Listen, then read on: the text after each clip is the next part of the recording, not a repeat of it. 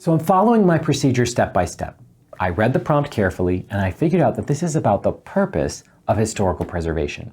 Then I used my 15-minute reading period to really read all of the sources. I walked away from the second source. I kind of didn't understand the graph. I didn't get lost in some of the details of the longer sources. I just focused on figuring out where these authors are and raised some of the key issues about the purpose of historic preservation.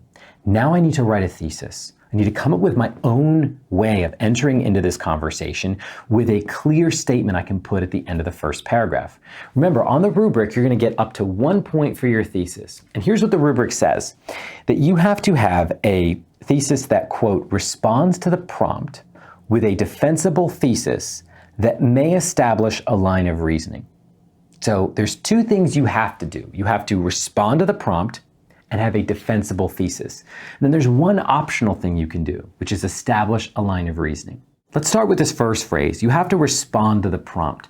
Now this sounds obvious, right? We talked about earlier how important it is to really read and analyze the prompt. But you need to make sure that your thesis statement fits exactly into the language of the prompt, that you're talking about the purpose of historic preservation. A lot of people do this. They start out with good intentions and they end up talking about the topic of historic preservation. They don't really respond to the prompt, which is about the purpose. They also sometimes just summarize the prompt. They're not really responding to it. Sometimes people will start with something that looks like they're responding to the prompt, but the rest of the essay drifts away. Now, even if the rest of the essay drifts away from your thesis, you can still get the thesis point. The point is, you need to make sure that you're actively responding to the prompt as written. The second thing is that it has to be defensible.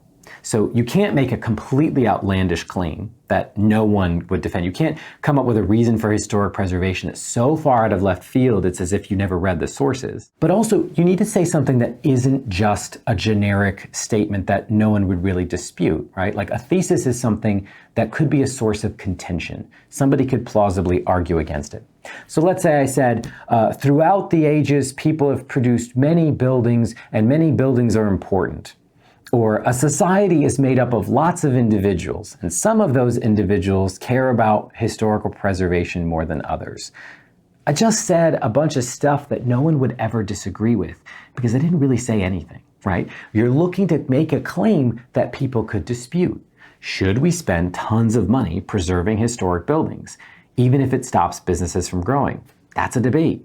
What counts as something worthy of historical preservation? Everything that's old? We can't preserve everything that's old. So find a claim that's defensible because it's not just a restatement of fact. That's really important.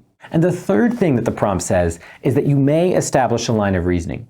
Now, may means you really should establish a line of reasoning. So my sentence should look something like this. The purpose of historical preservation is X because A, B, and C, or whatever my reasons are, right? By showing inside of my thesis that I'm establishing a line of reasoning, I'm telling you why, I'm giving the grader a really clear reason to give me the point for the thesis. I'm also using my thesis statement as a way to almost forecast where I'm gonna go with this essay, so that by the end of the first paragraph, this one or maybe two sentences, but probably one sentence, is going to earn the thesis point because it responds to the prompt with a contestable claim, a defensible claim, something that people might want to debate about, and then it's going to indicate how I got there. The rest of the essay is about developing that point out. So let's come back to my historic preservation synthesis essay here. This is a little bit overwhelming. I'm looking again at the prompt. They provided some of the issues up here, right? That there's aesthetic reasons, how things look.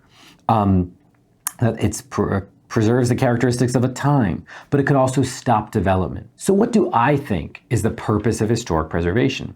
And here you really just have to take a couple of minutes to think. So that's what I'm going to do. I'm going to think this through before I write my thesis.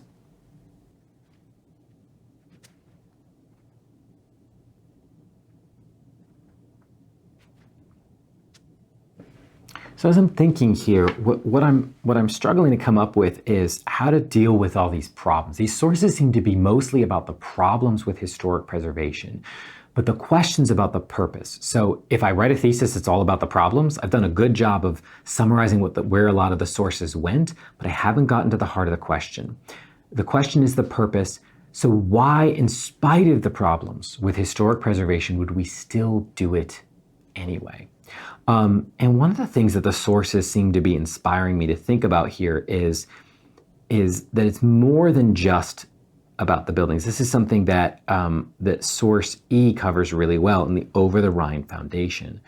There's something about our past, whether it's a big mansion or an ordinary building, that's worth holding onto for its own sake.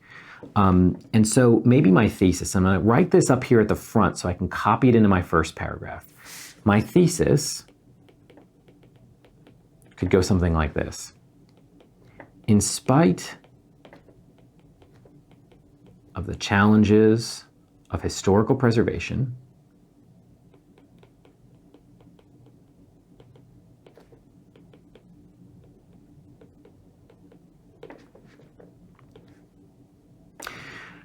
actually, I'm going to change my mind. That's going to lead me too much to whether I like historic preservation or not, which is not the question. The question's the purpose. So actually, I might just write the purpose of historic preservation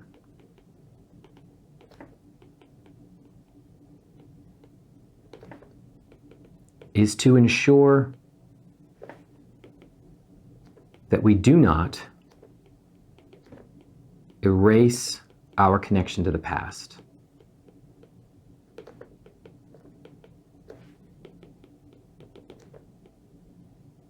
Whether in monumental buildings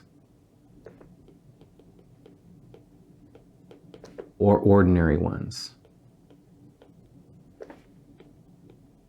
Now, that's one sentence. It did not really establish a line of reasoning. So what I'm going to do is use a second sentence to achieve this. Sometimes the sentences become so overloaded that you can't fit it into one. That's fine, but keep them together and at the end of the first paragraph. So as I write my outline, I'm going to use this first sentence, and here's my second. Without historic preservation,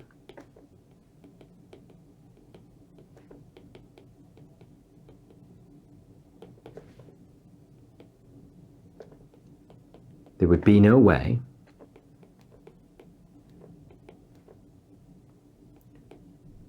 to understand the built environment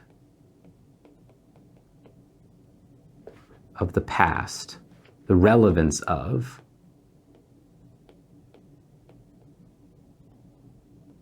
the built environment of the past in our world today. That's a very nerdy sounding thesis, but here's what it's done. It's responded to the prompt. I needed to develop a position on the purpose of historic preservation. I did that. Then I also explained a line of reasoning. So it's a defensible, this is a claim that people could argue about, so it's a defensible thesis, it's responded to the prompt, and finally I've established a line of reasoning in the second sentence. That's what you need to do with the thesis of the synthesis essay. One final point I want to make about the thesis and just about the synthesis essay overall is you should embrace complexity. You should embrace the debate. A lot of people come at this essay with a hammer, right? Like, this is the right position and that's the wrong position. And it gets them in trouble with the graders. The graders are giving you different sources that send you in different directions for a reason so that you can come up with a complex response to the complex debate. Try to embed that complexity into the heart of your thesis.